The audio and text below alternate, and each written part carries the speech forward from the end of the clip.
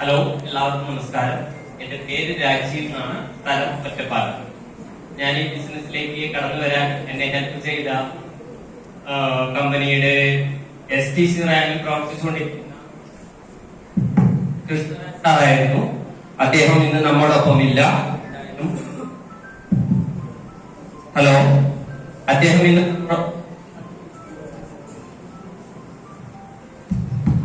നമ്മോടൊപ്പം ഇല്ല.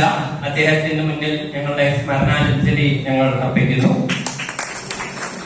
ഇവിടെ സർ, ആദ്യമായിട്ട് എനിക്ക് റിക്വസ്റ്റ് ഉള്ളത്, സാർ എനിക്ക് 1 മിനിറ്റാണ് സമയം അനുവദിച്ചു തന്നത്. ഞാൻ ഒരു 2-3 മിനിറ്റ് എടുത്തോളട്ടെ. എന്റെ ചെറിയൊരു എക്സ്പീരിയൻസ് ഞാൻ ഷെയർ ചെയ്യാണ്.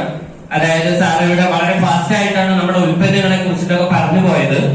അപ്പൊ നമ്മുടെ ഉൽപ്പന്നങ്ങളുടെ പ്രസക്തി എന്താണെന്നും അതിന്റെ സത്യസന്ധമായുള്ള പ്രവർത്തന രീതി എന്താണെന്നും ഒരുപക്ഷെ നിങ്ങളുടെ മുന്നിൽ ശക്തമായിട്ട് പ്രസന്റ് ചെയ്യാൻ എന്നേക്കാൾ യോഗ്യനായ ഒരു വ്യക്തി ഈ സദസ്സിൽ ഉണ്ടോ എന്നുള്ളത് എനിക്ക് സംശയമായതുകൊണ്ട് തന്നെ അതിനെക്കുറിച്ച് 2 വാക്ക് സംസാരിക്കുന്നു. അപ്പോൾ നമുക്ക് എല്ലാവർക്കും നമ്മൾ ജീവിതത്തിൽ മുന്നേറിക്കൊണ്ടിരിക്കുമ്പോൾ നമുക്ക് പല പ്രതിസന്ധികളെയും അതിജീവിക്കേണ്ടി വരും. ആ പ്രതിസന്ധികളിലെല്ലാം നമ്മൾ കാരുണ്യവാനായ ദൈവത്തെ മുട്ടിപ്പായിട്ട് പ്രാർത്ഥിക്കാറുണ്ട്, അല്ലെ? ഒരുപാട് ആളുകൾ നിന്നുകൊണ്ട് ഈ പ്രസന്റ് കേൾക്കുന്നുണ്ട്. അവർക്ക് ആദ്യമായിട്ട് നല്ലൊരു കൈ കൊടുക്കണം.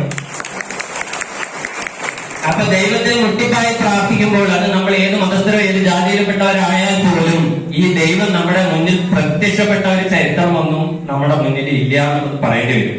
പക്ഷേ എന്നാൽ ദൈവമുണ്ടോ എന്ന് ചോദിച്ചാൽ ഉണ്ടെന്ന് വ്യക്തമായി പറയാൻ സാധിക്കുന്ന ഒരാളാണ് ഞാൻ എന്ന് നിങ്ങളുടെ മുന്നിൽ പറയുന്നു. കാരണം എന്റെ ശാരീരിക അസ്വസ്ഥത മൂലം ഒരുപാട് ബുദ്ധിമുട്ടി ഞാൻ വളരെ കഷ്ടതയിൽ മുന്നോട്ട് പോയിക്കൊണ്ടിരിക്കുന്ന അവസരത്തിൽ ദൈവത്തെ മുട്ടിപ്പായിട്ട് വിളിക്കുമ്പോൾ ആ ദൈവം എന്റെ മുന്നിലേക്ക് 2 ദൂതരെ അയച്ചിരുന്നു.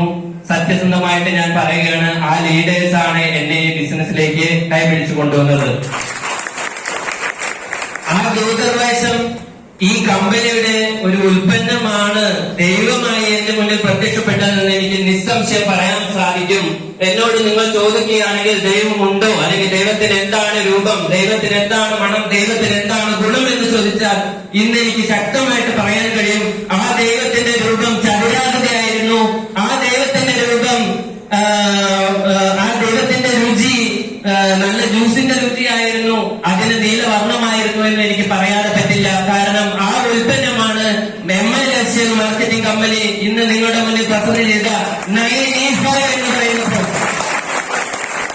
അപ്പൊ ഈ ഉൽപ്പന്നത്തിന്റെ മഹത്വം വളരെയേറെ പ്രസക്തിയുള്ളതാണ്. നിങ്ങളൊക്കെ അത് ഉപയോഗിക്കുമ്പോൾ മനസ്സിലാവും. ഇന്ന് ഒരുപാട് ജനങ്ങളെ ജീവിതത്തിലേക്ക് തിരിച്ചു കൊണ്ടുവന്ന ഒരു ഉൽപ്പന്നമാണ്. ഈ ഉൽപ്പന്നത്തിനെ കുറിച്ച് നിങ്ങൾക്ക് എല്ലാവർക്കും നന്ദി പറഞ്ഞുകൊണ്ട് നിർത്തുന്നു. Thank you. ജയ് MLSL.